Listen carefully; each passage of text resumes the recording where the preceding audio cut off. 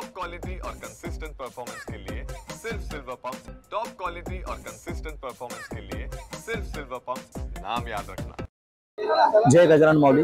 बुलढाणा जिल्ह्यातल्या शेगाव इथल्या संत श्री गजानन महाराजांच्या मंदिरामध्ये आज रामनवमी उत्सव मोठ्या थाटामाटात साजरा होतोय। आपण बघू शकतो की गजानन महाराजांचे दर्शन घेण्यासाठी म्हणजे आज रामनवमी उत्सव असल्यामुळे गजानन महाराजांचा दर्शन घेण्यासाठी या ठिकाणी भाविकांनी मोठी गर्दी केलेली आहे। कालपासूनच भाविक संतनगरी शेगावमध्ये मोठ्या प्रमाणामध्ये दाखल झाले आहेत। राज्याच्या कानाकोपऱ्यातून जे गजानन महाराजांना मानणारा भाविक वर्ग आहे तो संतनगरी शेगावमध्ये या ठिकाणी दाखल झालेला आहे।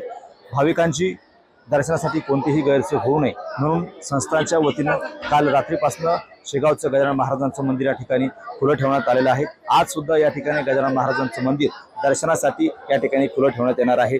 गेल्या आठवड्याभरापासून या ठिकाणी गजानन महाराजांच्या मंदिर परिसरामध्ये अनेक विविध धार्मिक कार्यक्रम पार पडत आहेत। आपण जर बघितलं तर कालपासून या ठिकाणी संतनगरी शेगावमध्ये मोठ्या प्रमाणामध्ये भाविकांची गर्दी झाल्याचं आपल्याला बघायला मिळतंय।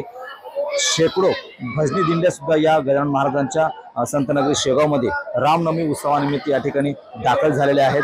आज दिवसभर या ठिकाणी गजानन महाराजांच्या मंदिरामध्ये या ठिकाणी धार्मिक कार्यक्रम सुद्धा पार पडणार आहे।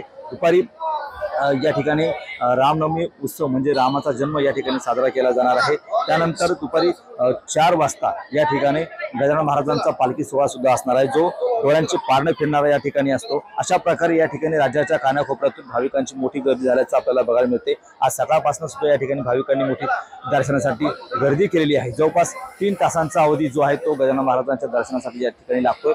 पोलिसांनी सुद्धा या ठिकाणी कडक बंदोबस्त ठेवला आहे। भाविकांची कुठली गैरसोय होऊ नये या ठिकाणी संस्थांच्या वतीने सुद्धा मोठ्या प्रमाणामध्ये या ठिकाणी सुविधा उपलब्ध करून दिलेल्या आहेत। कॅमेरामन दिलीप देशमुखसह गणेश सोळंकी, TV9 मराठी, शेगाव, बुलढाणा।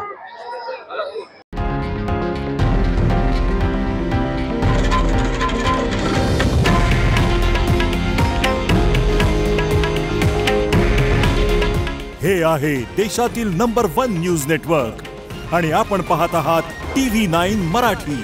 काळजी तुमची, हित महाराष्ट्राचं।